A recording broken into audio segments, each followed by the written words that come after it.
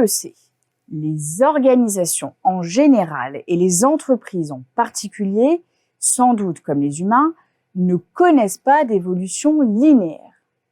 Le changement stratégique et organisationnel se produit ainsi au terme d'une alternance de phases constituées de périodes de continuité pendant lesquelles les forces internes ou la dynamique externe ne peuvent pas briser la tendance à l'homogénéité. De moments de rupture périodiques où le système explose. Le modèle de Greiner est une aide précieuse pour comprendre comment les phases de croissance sont suivies de crises, partant du principe que les changements de stratégie et les changements d'organisation sont toujours intimement liés. Ainsi, lorsque l'entreprise vieillit, elle voit augmenter sa taille et elle traverse différentes phases d'évolution où les changements sont progressifs. Chaque phase d'évolution est caractérisée par un style de management dominant qui permet la croissance. Mais ce management devient inadapté, atteint ses limites et provoque une crise dont l'entreprise ne sort qu'en adoptant un nouveau management. Considérons ainsi les phases de la croissance de Greiner. Phase 1, c'est la phase de créativité. Le fondateur, un entrepreneur souvent peu passionné par les tâches managériales, s'investit totalement dans la conception et la vente des nouveaux produits. La communication est informelle et l'organisation inexistante. Mais la croissance de l'activité requiert de la méthode, des procédures. C'est la crise de leadership qui peut être fatale et dont l'entreprise ne sort qu'en intégrant un nouveau manager capable d'introduire des techniques de management. Phase 2, c'est la phase de direction. Elle se caractérise par une organisation hiérarchique, fonctionnelle, une spécialisation des tâches, des systèmes de contrôle, une communication plus formelle.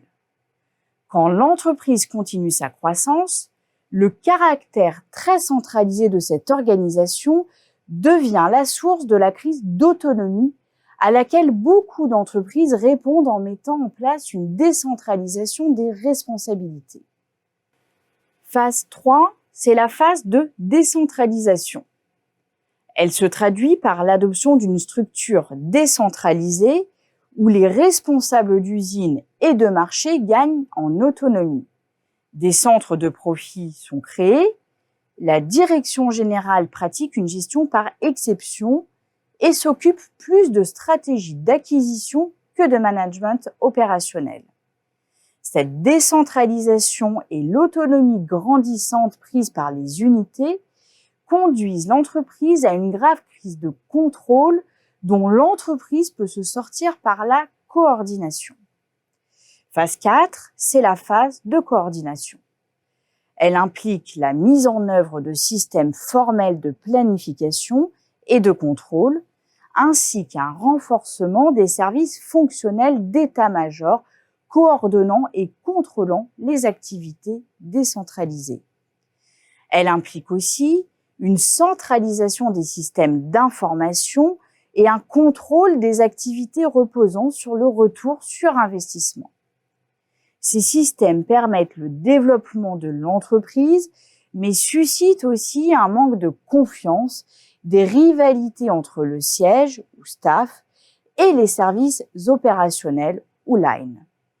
Les systèmes formels de coordination sont générateurs de procédures, de rigidité et conduisent à une crise de bureaucratie. Phase 5, c'est la phase de collaboration.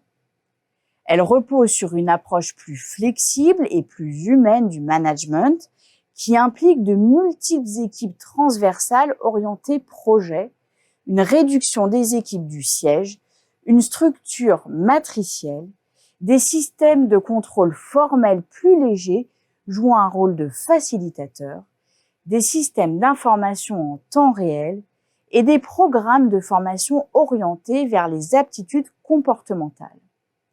Ces pratiques que l'on observe aujourd'hui dans les grandes entreprises internationales peuvent provoquer une crise de saturation psychologique due à la pression du management et au stress dans des groupes de très grande taille.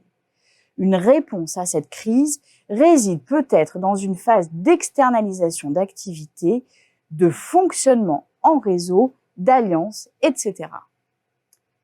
Il est clair que la durée des phases est variable selon les secteurs, leur rythme de développement, selon les entreprises, et que ce modèle, comme tout modèle d'ailleurs, ne peut prétendre s'appliquer à toutes les entreprises. Il présente cependant l'intérêt d'offrir des repères d'autant plus utiles que les changements de phase, les révolutions, s'accompagnent souvent d'un changement de dirigeant. Alors, dirigeants, managers, osez vous poser la question. Dans quelle phase pensez-vous que votre organisation se situe aujourd'hui ?